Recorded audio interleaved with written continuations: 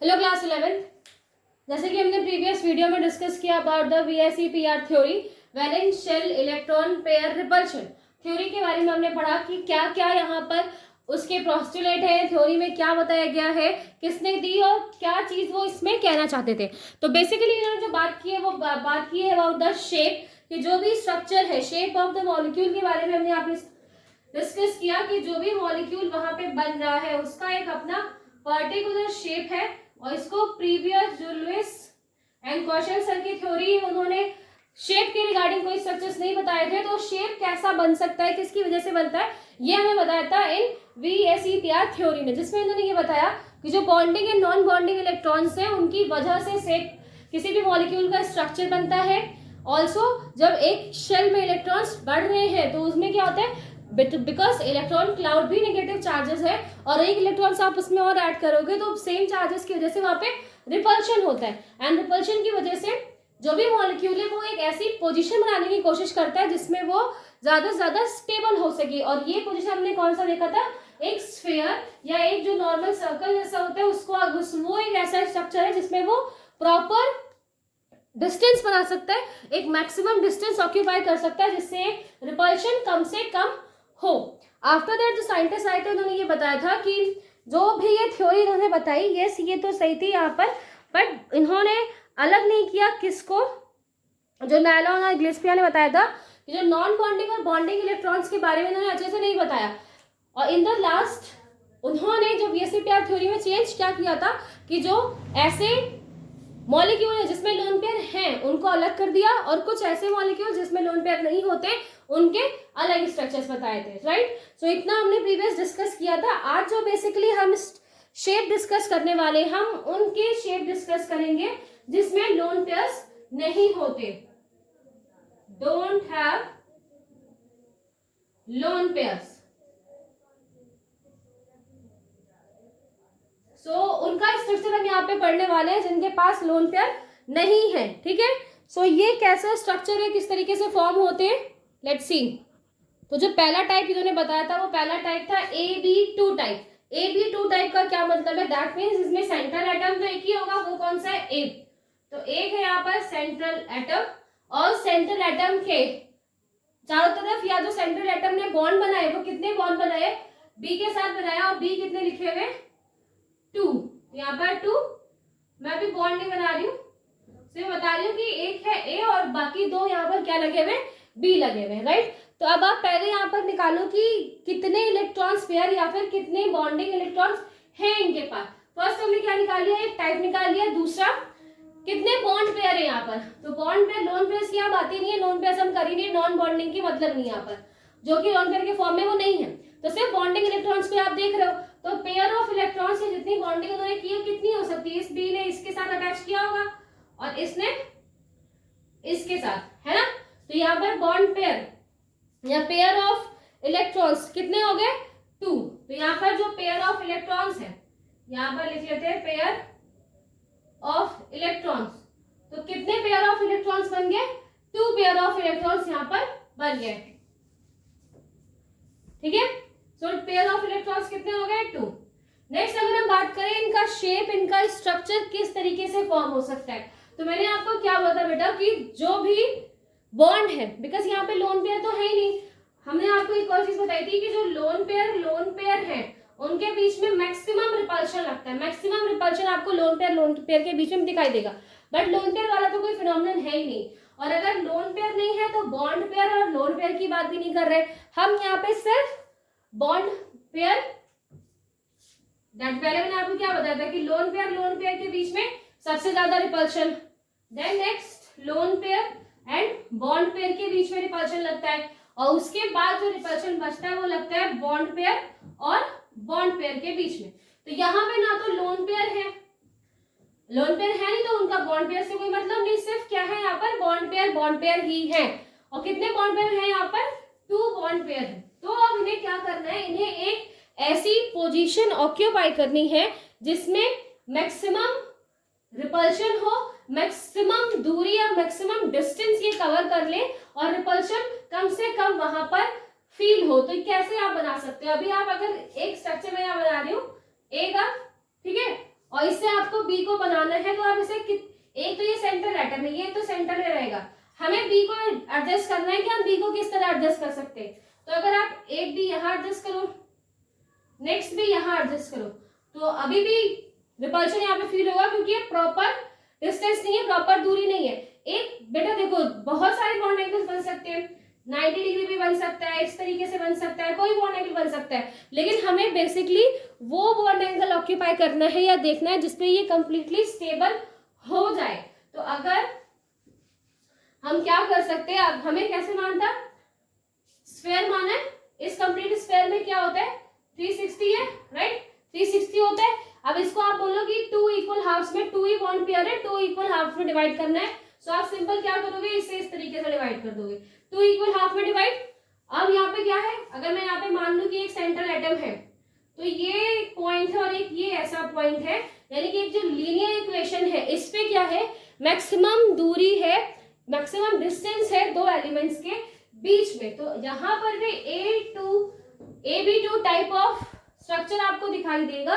तो वहां पर जो शेप है, वहां पर जो शेप है वो किस तरीके से फॉर्म होगा, कुछ इस तरीके से, जिसमें एक सेंट्रल एटम और उससे अटैच एक स्ट्रक्चर इधर, एक स्ट्रक्चर इधर, और जो बॉन्ड एंगल यहाँ पे बनेगा वो कितना होगा, 180 बॉन्ड एंगल आपको यहाँ पर देखने को मिलेगा। और यही एक ऐसा पोजीशन है, यही एक ऐसा स्ट्रक्चर जिसमें मैक्सिमम डिस्टेंस है, एंड मैक्सिमम डिस्टेंस होने की वजह से जो रिपल्शन फील हो रहा था इन्हें, अब वो मिनिमाइज हो चुका है, कम हो चुका है। और जो ये स्ट्रक्चर है इसे क्या बोलते हैं, लीनियर शेप।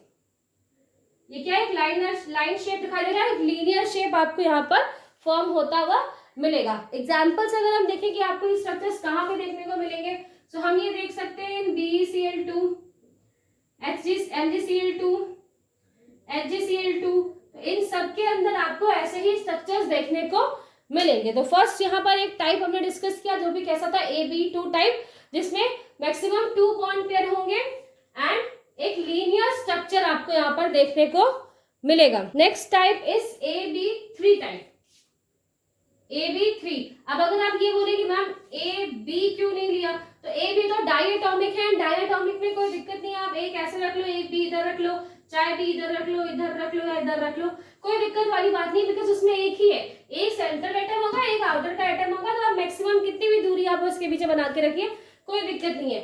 जब पॉलीएटॉमिक सब्सटेंस आएंगे, जब 2 से ज्यादा एलिमेंट्स वहां पर होंगे, तब पोजीशन को लेकर प्रॉब्लम होती है, इसीलिए हमने AB2 से स्टार्ट किया। Next AB3।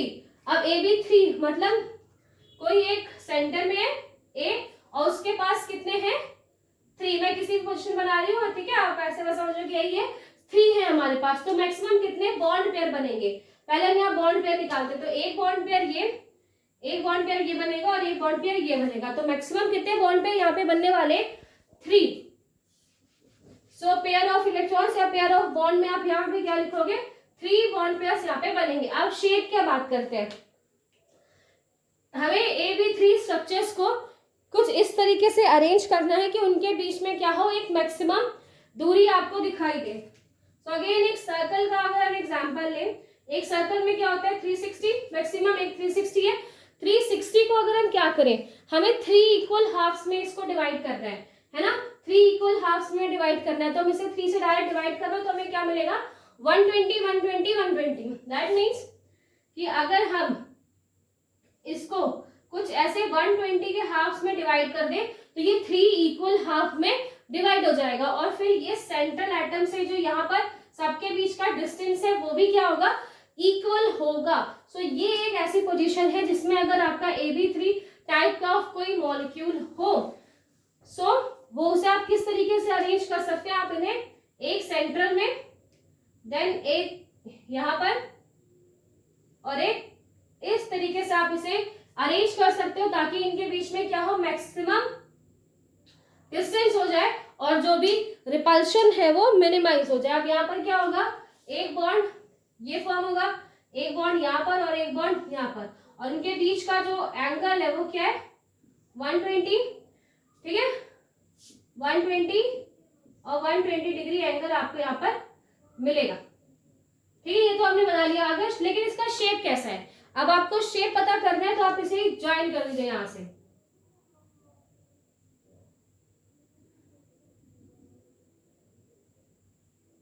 तो जब हम इन्हें यहाँ पर ज्वाइन कर रहे हैं तो आपको कैसा दिखाई दे रहा है, एक ट्राइंगल बनता हुआ दिखाई दे रहा है, एक ये ट्राइंगल बन रहा है।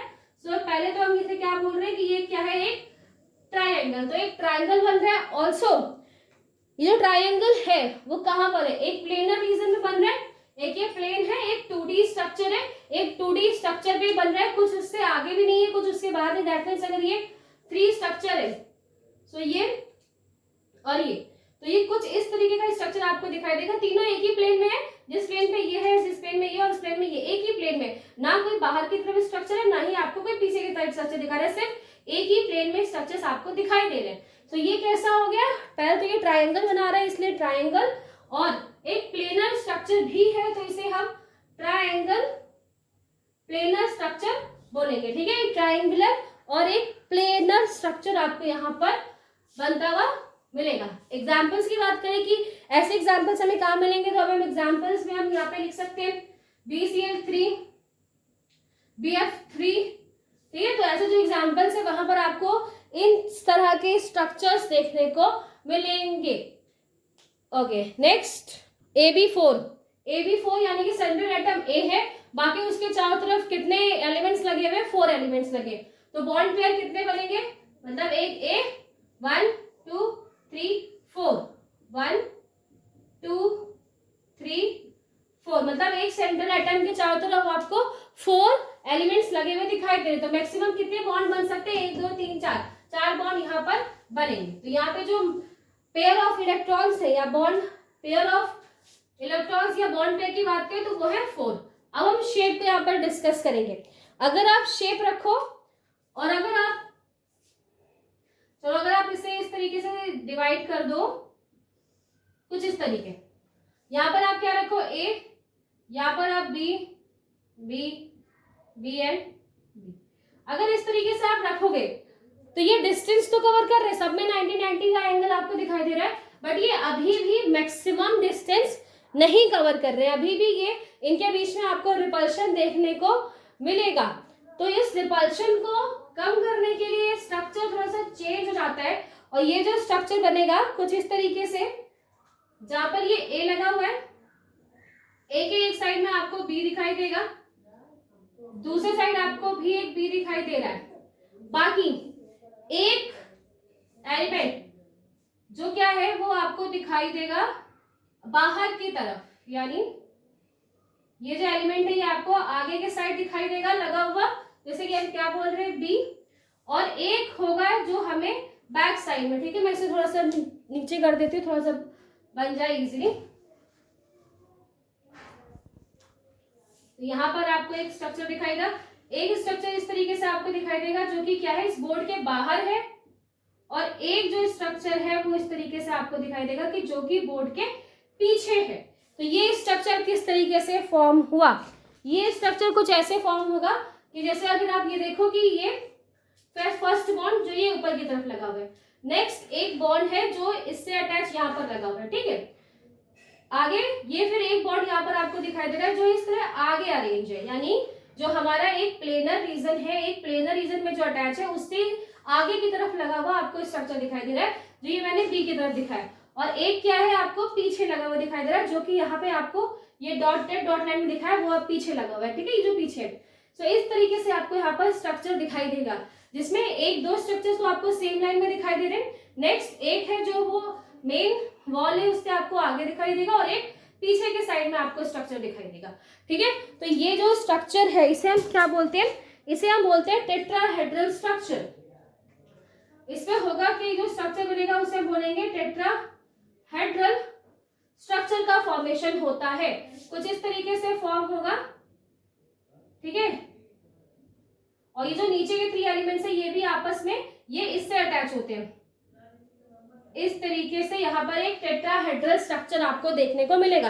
बिकॉज ये क्या, ये तो एक नीचे की साइड आपको दिखाई दे रहे थे है ना, ऐसे नीचे की साइड अरेंज दिखाई देते हैं और उसके ऊपर एक स्ट्रक्चर दिखाई दे रहा था, तो ये तो नीचे से आपस में ज्वाइन जाएंगे और एक ऊपर स्ट्रक्चर, यानी कि एक ऐसा स्ट्रक्चर यहाँ पर आपको दिखाई दे रहा है, तो ये नीचे आपस में ज्वाइन होगा और ये ऊपर, तो ये आप जब इन्हें अटैच करोगे तो ये अटैच होंगे और ये सारे इसके साथ अटैच होंगे, तो एक टेट्राहेड्रल स्ट्रक्चर यहाँ पर आपको फॉर्म होता हुआ दिखता है। एग्जाम्पल्स की बात करें तो एग्जाम्पल्स हम इसे CH4 टेट्राहेड्रल स्ट्रक्चर है यहाँ पर, ठीक है। अमोनियम आयन NH4+, ये भी एक टेट्राहेड्रल स्ट्रक्चर बनाएगा। Next AB5, that means A कितना है 1 सेंटर एटम 1, B5 1 1 2 3 4 5, तो बॉन्ड कितने बनेंगे 1 2 3 4 5। तो सिंपल यहाँ पे आप लिख सकते हो कि बॉन्ड पेयर्स कितने हैं यहाँ पर 5। अब पोजीशन की बात करते हैं किस तरीके से वो पोजीशन में अरेंज होंगे। तो अब इन्हें हमें ऐसे अरेंज करना है ताकि मैक्सिमम डिस्टेंस हो। तो ये जो अरेंज होते हैं ये बेटा सेंटर एटम, आफ्टर दैट एक यहां पर अरेंज होगा, एक यहां पर एंड यहां पर।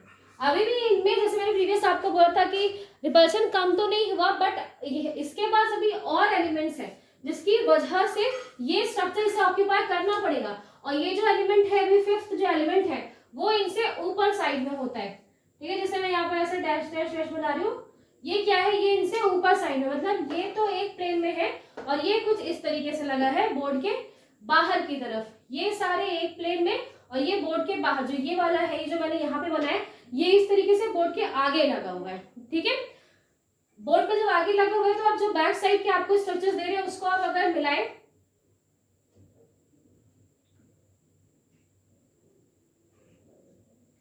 तो ये कुछ ऐसे ड्रॉ होगा, ठीक है।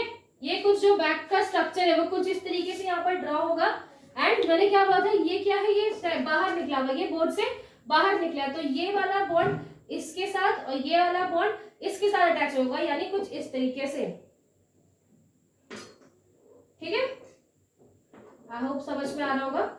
पीछे आपको जो ये स्क्वायर बोर्ड दिखाई दे रहा है ये तो है ही है, इसके अलावा एक इस तरीके से आपको यहाँ पर बॉन्ड अटैच दिखाई देगा जो कि आपको बाहर के साइड दिख रहा है। तो यहाँ पर क्या है, पहले तो यहाँ अगर आप उसे टॉप से देखोगे, आप टॉप से अगर उसे इमेजिन करो तो एक पिरामिड लाइक स्ट्रक्चर आपको यहाँ पर क्या है 4 बॉक्सेस जैसा, उसके ऊपर एक पिरामिड लाइक स्ट्रक्चर आपको देखने को मिलेगा, ठीक है। तो इसीलिए हम क्या बोलते हैं इसे यहाँ पर एक पिरामिड लाइक स्ट्रक्चर दिखाई दे रहा है और एक ये क्या बनाते हैं आपस में ट्रायंगुलर लाइक स्ट्रक्चर बनाते हैं, तो इसे हम क्या बोलते हैं trigonal bipyramid, trigonal bipyramid. तो ये जो स्ट्रक्चर यहाँ पर बनेगा वो कैसा है ट्राइगोनल बाय पिरामिडल, जिसमें एक नीचे के साइड अगर आप स्क्वायर को देखो, नीचे का साइड अगर स्क्वायर तो वो पिरामिड का बेस, और पिरामिड के बेस के ऊपर इस तरीके के स्ट्रक्चर, और ये स्ट्रक्चर जब आप ऊपर से इमेजिन करिए तो यहाँ पर ये पिरामिड का टॉप आपको दिखाई दे रहा है कुछ इस तरीके से, पिरामिड का टॉप आपको दिख रहा है, उसका बेस यहाँ पर नीचे लगा हुआ है, तो वैसे ये स्ट्रक्चर इस तरीके से अरेंज है, ठीक है। तो ये जो स्ट्रक्चर इसे हम क्या बोलते हैं ट्राइगोनल पिरामिड्स। इसका एग्जांपल्स आपको देखने को मिलेगा PCl5 में। नेक्स्ट एक और टाइप्स AB6 टाइप आप यहाँ पे देख रहे हो, जहां पर सेंटर में एक A है। नेक्स्ट 1 2 3 4 5 एंड 6 अदर एलिमेंट्स है जो उसके आसपास लगे हुए। एंड बॉन्ड कितने बने, बॉन्ड पेयर कितने बने 6। तो सिंपल है, जितने नंबर आप यहाँ पर बी के आगे लगा रहे हैं वही आपका बॉन्ड पेयर है।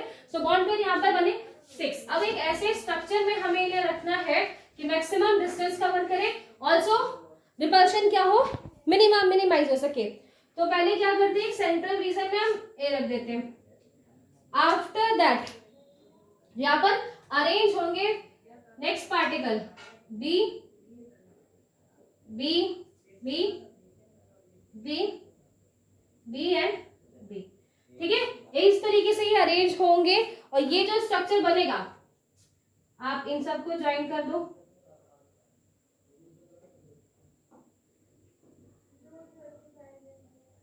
ठीक है। ये इस तरीके से बना एंड ये सेंट्रल एटम है, इसको यहां पर इसके साथ अटैच कर दो, ठीक है। और इस सेंट्रल एटम को आप इसके साथ अटैच कर दीजिए, ओके। तो इस तरीके का जो एक स्ट्रक्चर आपको देखने को मिलेगा जिसे हम क्या बोलते हैं ऑक्टाहेड्रल स्ट्रक्चर, ऑक्टाहेड्रल। तो ये जो स्ट्रक्चर यहाँ पे फॉर्म हुआ है एक स्टार जैसा, इसे हम क्या बोलेंगे, ऑक्टाहेड्रल स्ट्रक्चर। एंड यहाँ पर अगर बॉन्ड एंगल की बात करें तो सबके बीच में आपको 90 का एंगल दिखने को मिलेगा। सो और एग्जाम्पल अगर हम बात करें तो ये एग्जाम्पल आपको क्या मिलेगा, SF6 में इस तरह के स्ट्रक्चर आपको देखने को मिलते हैं। तो यहाँ पर आज हमने जो डिस्कस किया, इसमें हमने डिस्कस किया वो सारे स्ट्रक्चर्स जो कि उन मॉलिक्यूल्स में आपको देखने को मिलेंगे जहां पर लोन पेयर्स नहीं है। सो विदाउट लोन पेयर और एक लोन पेयर की एब्सेंस में जो स्ट्रक्चर्स यहाँ पे बन सकते हैं मैक्सिमम, वो स्ट्रक्चर हमने यहाँ पर डिस्कस किए।